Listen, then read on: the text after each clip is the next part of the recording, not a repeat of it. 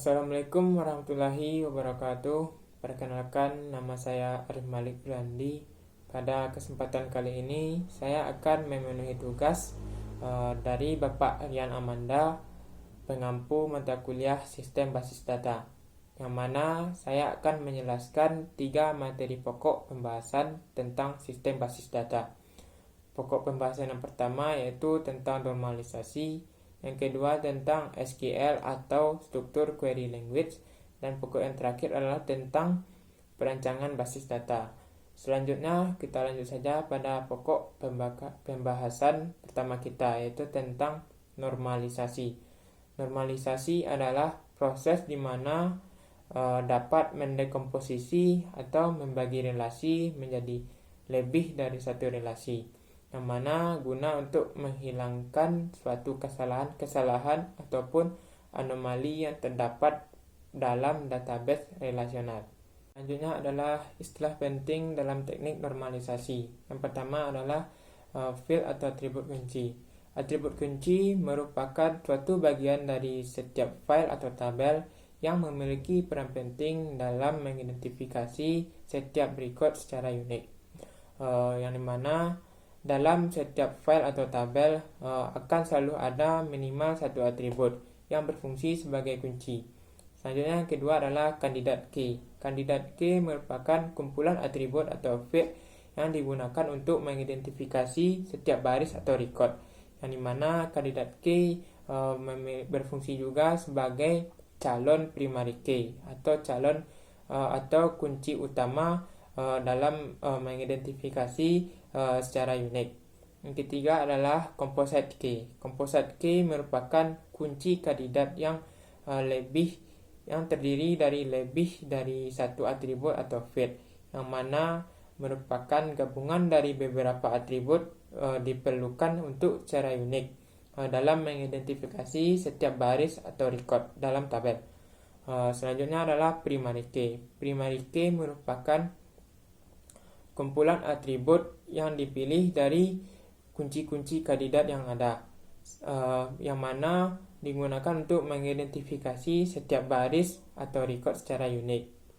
Primary key juga digunakan sebagai kunci utama dalam memberikan identitas unik pada setiap baris dalam tabel. Selanjutnya adalah alternate key. Alternate key merupakan kandidat key yang tidak dipilih sebagai calon primary key, yang dimana tidak dipilih sebagai kunci utama dalam alternate key. Akan tetapi alternate key juga memiliki kemampuan untuk mengidentifikasi setiap baris atau record dalam tabel. Selanjutnya adalah foreign key. Foreign key merupakan kunci yang ada di dalam sebuah tabel yang saling terhubung dengan primary key atau kunci utama dengan tabel lainnya. Pada foreign key juga merupakan atribut atau field yang menunjukkan hubungan antara tabel yang berbeda, dan foreign key juga digunakan sebagai membangun suatu relasi dalam tabel-tabel database. Adapun manfaat dari normalisasi, yang dimana pertama itu mengurangi redundansi data, dimana normalisasi membantu mengurangi redundansi data dalam basis data, sehingga menghemat ruang penyimpanan dan meningkatkan konsistensi data. Hal ini memungkinkan suatu perubahan data dilakukan dengan mudah dan meminimalkan suatu kesalahan dan inkonsistensi yang mungkin terjadi akibat redundansi data. Yang kedua yaitu meningkatkan suatu konsistensi pada data, di mana normalisasi membantu memastikan bahwa data yang disimpan dalam basis data tersebut adalah konsisten dan dapat dijalankan dengan baik. Hal ini memungkinkan suatu penggunaan data yang lebih akurat dan dapat dijalankan dengan baik pada aplikasi dan sistem. Yang ketiga adalah mempercepat pencarian sebuah data, yang dimana normalisasi ini membantu meningkatkan kecepatan dalam pencarian sebuah data, yang dimana dengan mengurangi sejumlah tabel dan kolom yang harus dicari. Hal ini dapat meningkatkan suatu kinerja basis data dan mempercepat waktu pengaksesan data. Yang keempat adalah memfasilitasi suatu perubahan, yang dimana normalisasi membuat basis data tersebut lebih fleksibel dan memfasilitasi suatu perubahan pada struktur data tanpa mempengaruhi keseluruhan basis data. Hal ini dapat memungkinkan pengembangan dan pengelolaan basis data tersebut lebih mudah dan lebih efisien. Yang kelima yaitu menghindari adanya duplikasi pada data, yang dimana normalisasi memastikan bahwa data hanya disimpan pada satu lokasi saja, dan data tersebut dapat meningkatkan integritas data. Hal ini juga dapat meminimalisir kemungkinan kesalahan pada data dan memudahkan pemeliharaan basis data. Yang keenam adalah kesalahan-kesalahan atau anomali pada modifikasi data sudah berkurang. Yang ketujuh, secara konseptual data lebih bersih dan lebih mudah untuk dipertahankan dan diubah seiring suatu perubahan pada kebutuhan data. Selanjutnya adalah ketergantungan dalam normalisasi. Ketergantungan atau dependensi merupakan suatu konsep yang mendasari suatu normalisasi, yang mana dalam basis data tersebut dependensi dikenal dengan sebutan sebagai functional dependency atau ketergantungan fungsional, yang digunakan untuk menggambarkan suatu hubungan, batasan, serta keterkaitan antara atribut-atribut dalam sebuah relasi. Adapun dependensi dibagi ke dalam 3 jenis. Pertama yaitu full dependency atau ketergantungan penuh, yang dimana menunjukkan jika terdapat atribut A dan atribut B dalam suatu relasi yang sama, maka fungsional secara penuh pada A, tapi pada B tidak memiliki ketergantungan terhadap subset A. Yang kedua adalah partial dependency, part, bagian, atau ketergantungan sebagian. Ketergantungan parsial atau sebagian jika memiliki dua atribut dari A menentukan B, namun untuk menentukan B tidak harus dua atribut. Maksudnya adalah jika salah satu atribut A menentukan B dapat dihilangkan, namun tidak merubah arti suatu relasi dan masih tetap berelasi ketergantungan.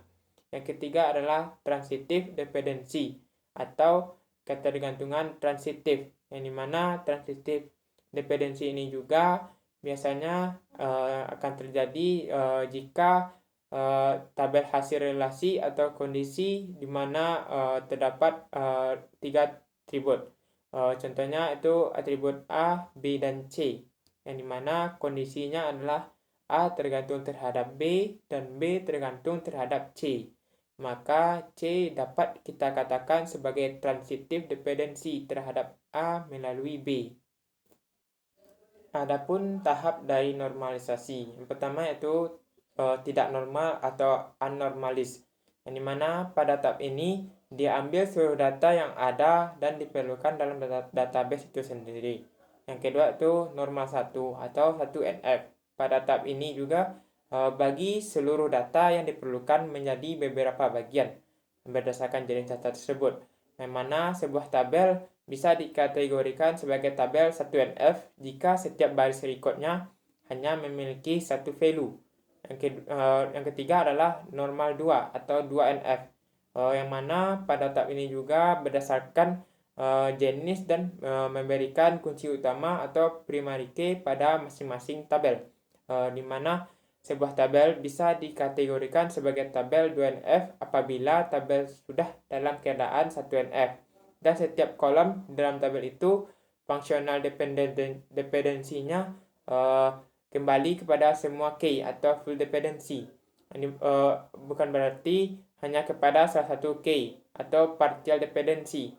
Yang keempat adalah normal 3NF. Pada tahap ini dapat dibagi menjadi lebih terperinci sehingga dapat menghindari terjadinya redundansi atau gejala yang terjadi pada data.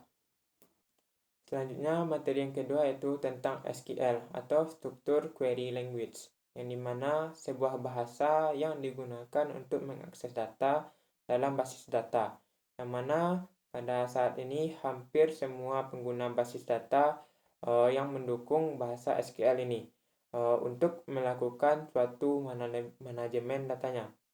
Adapun sejarah dari struktur query language sendiri yaitu yang mana dimulai dari seseorang yang meneliti dari IBM mengkaji ide pembuatan baris data relasional pada bulan Juni tahun 1970-an. Dan artikel ini juga membahas tentang sesuatu kemungkinan pada pembuatan bahasa standar dalam mengakses suatu data. Dan dalam basis data tersebut, SQL juga merupakan bahasa query yang standar dan digunakan sebagai suatu bahasa yang sederhana yang memungkinkan kita ataupun pengguna lainnya berkomunikasi dengan database dan membaca serta menulis agar memperoleh informasi yang berguna dari database tersebut. Adapun kelebihan dari SQL yaitu keamanannya, yang dimana kita bisa mengatur izin akses pengguna dan melindungi data yang sensitif. SQL juga merupakan standar industri yang digunakan secara luas, sehingga banyak perangkat dan alat-alat yang kompatibel dengan SQL.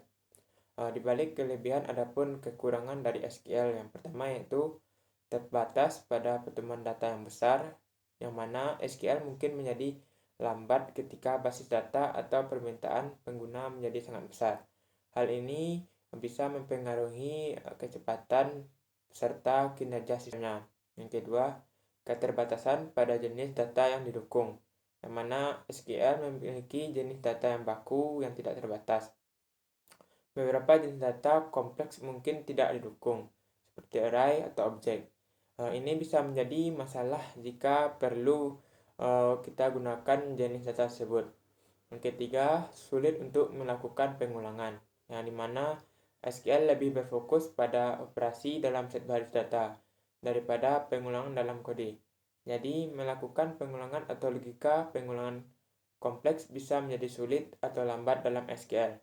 Dan yang keempat adalah terbatas pada analisis data yang kompleks, di mana SQL lebih cocok untuk memanipulasi dan mengambil sebuah data dari analisis data yang kompleks.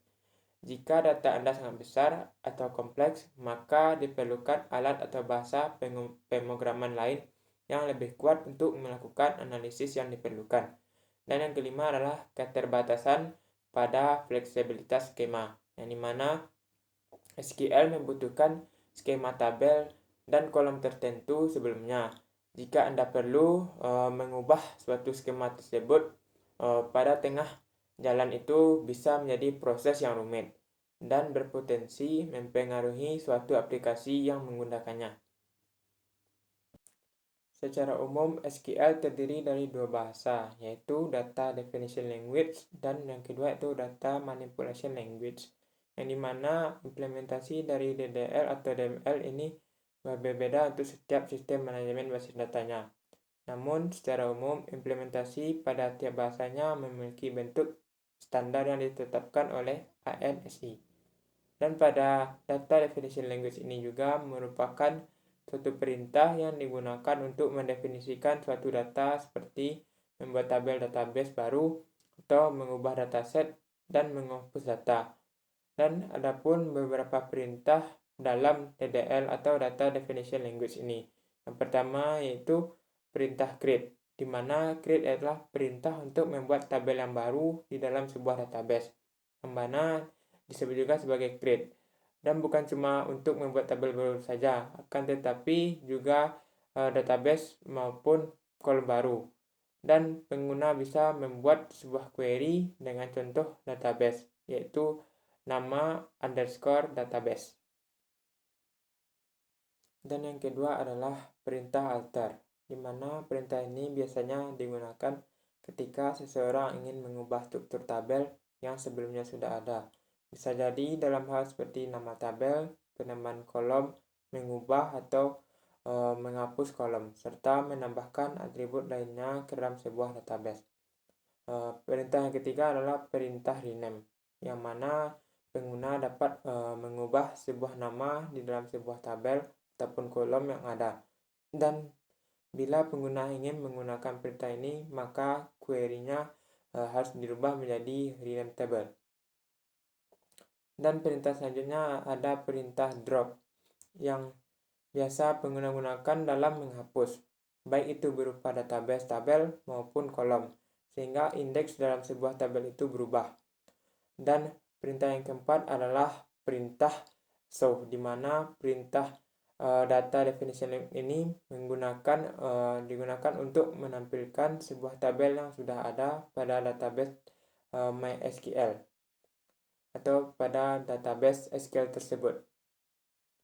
Selanjutnya adalah perintah yang digunakan untuk memanipulasi data adalah manipulation language atau DML, yang dimana pada DML sendiri ada beberapa perintah. Yang pertama adalah perintah insert. Perintah insert ini menggunakan pengguna untuk memasukkan sebuah record baru ke dalam sebuah database. Contohnya ketika ingin menambahkan suatu mata kuliah yang baru, contohnya ketika saya ingin mengambil beberapa mata kuliah di semester 3, tentunya saya akan mengambil mata kuliah tersebut dan menambahkan beberapa mata kuliah ke dalam bentuk database mahasiswa. Perlu digunakan perintah insert dalam DML. Dan perintah yang kedua adalah perintah select. Perintah select ini digunakan untuk memanipulasi data dengan tujuan untuk menampilkan atau mengambil sebuah data pada tabel, dan data yang diambil pun tidak hanya sebatas satu jenis saja, melainkan lebih dari satu tabel dengan memakai relasi. Dan perintah selanjutnya adalah perintah update. Update ini dapat digunakan pengguna ketika melakukan pembaruan data di sebuah tabel. Contohnya, jika terdapat kesalahan ketika memasukkan sebuah record dan pengguna tidak perlu menghapusnya. Dan dengan menggunakan perintah update ini bisa diperbaiki secara langsung. Contohnya, ketika memasukkan sebuah NIM atau NIK pada database mahasiswa, ada kesalahan dalam memasukkan angkanya. Dan untuk memperbaiki itu bisa kita lakukan dengan perintah update. Perintah selanjutnya adalah perintah delete. Perintah pada DML ini digunakan pada pengguna ingin menghapus latukan record yang ada pada sebuah tabel. Contohnya ketika ingin menghapus nama customer di sebuah tabel pelanggan, itu bisa menggunakan perintah delete.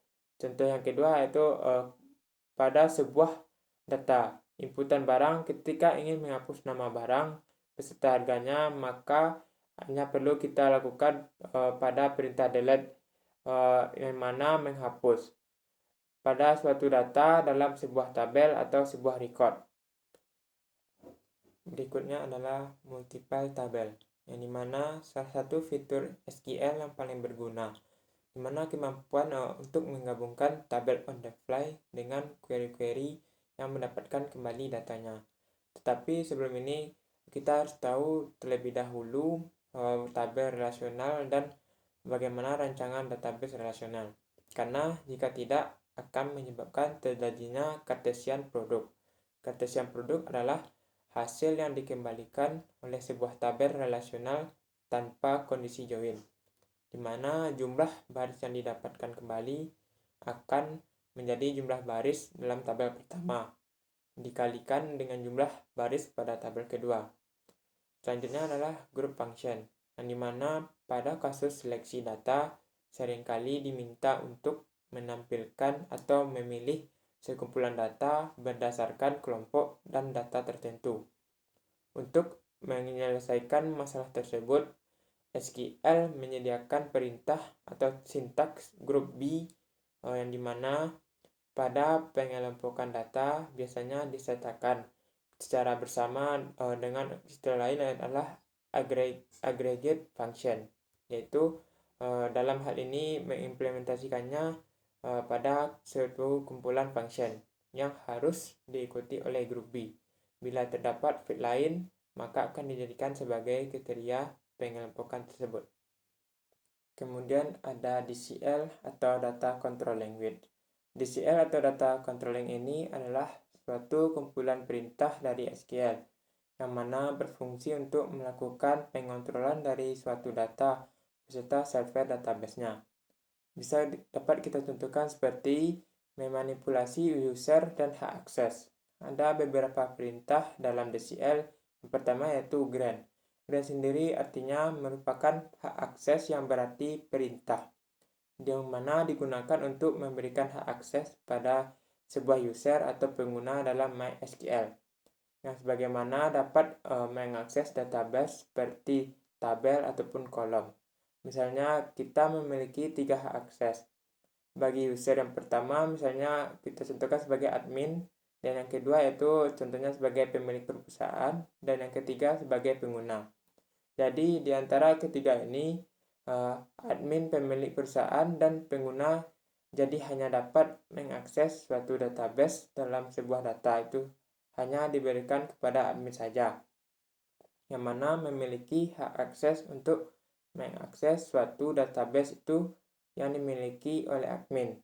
Selanjutnya ada rebook, yang mana rebook sendiri adalah mencabut suatu hak akses, yang dimana perintah ini digunakan dalam membatalkan hak akses pada sebuah user atau pengguna pada MySQL yang sebelumnya telah diberikan, ataupun dengan kata lain menghapus sebuah data pada riset.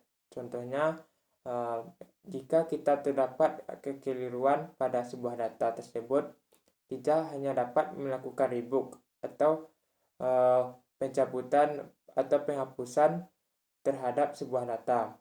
Kemudian ada commit dan rollback. Commit sendiri berfungsi untuk menetapkan suatu penyimpanan database, sedangkan rollback berfungsi untuk membatalkan penyimpanan dalam sebuah database, yang dimana maksudnya adalah pada rollback membatalkan penyimpanan pada sebuah database. Selanjutnya ada create user dan draft user.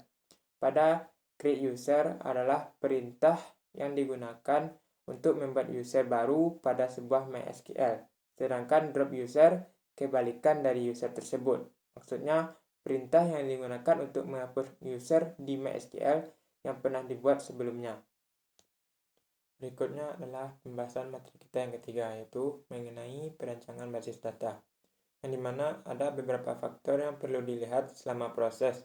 Di antaranya yaitu berapa banyak tabel yang harus dimiliki dan bagaimana mereka harus saling terkait. Artinya, antara satu tabel dengan tabel lainnya itu harus saling terkait. Dan selanjutnya yaitu berapa banyak kolom yang harus dimiliki oleh setiap tabel, dan kolom mana saja yang menjadi kolom untuk setiap kuncinya, serta kendala apa yang harus dimiliki. Selanjutnya yaitu pembahasan tentang masalah penyimpanan data. Ada beberapa masalah dalam penyimpanan data. Yang pertama, adanya redundansi. Di mana redundansi ini adalah suatu penyimpanan secara double. Artinya ada duplikasi dalam sebuah penyimpanan. Yang mana untuk mencegah redundansi tersebut, maka diperlukannya sebuah sistem basis data. Dapat kita contohkan pada satu database mahasiswa.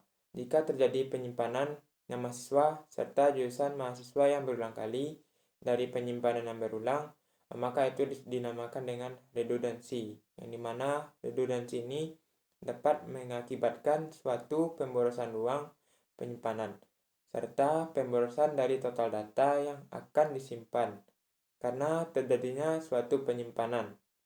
Dan masalahnya contohnya tadi kan ada penyimpanan nama mahasiswa dan jurusan secara label. Dan dimana dalam satu tabel ada nama saya yaitu Arif Malik, dan ada nama jurusan PTIK yaitu atau Pendidikan Teknik Informatika.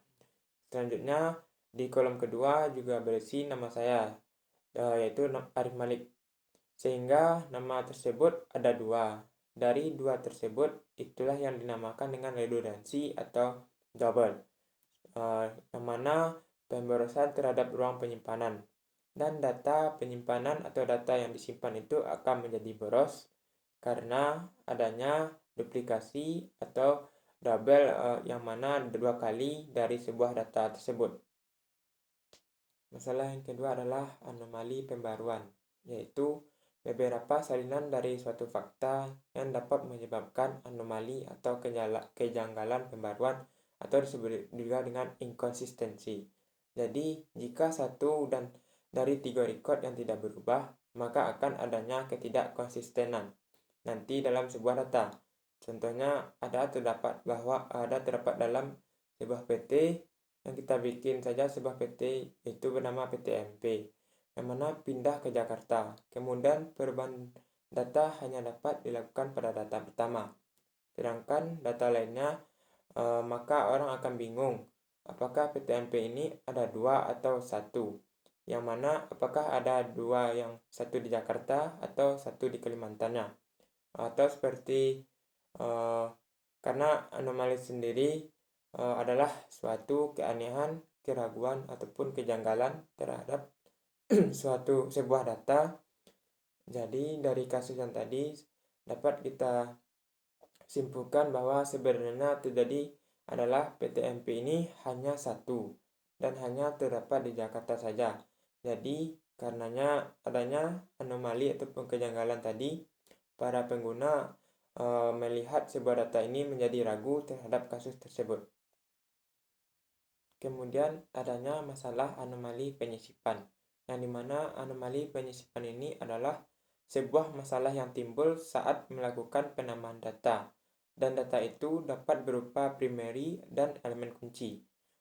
Dapat kita contohkan pada suatu basis data, yang dimana basis data yang menunjukkan hubungan antara mahasiswa dengan mata kuliah, yang mana maksudnya adalah fakta bahwa seorang dosen yang diberikan mengajar dalam mata kuliah yang diberikan tidak dapat dimasukkan ke dalam basis data, kecuali jika seorang mahasiswa tersebut terdaftar dalam mata kuliah dosen tersebut.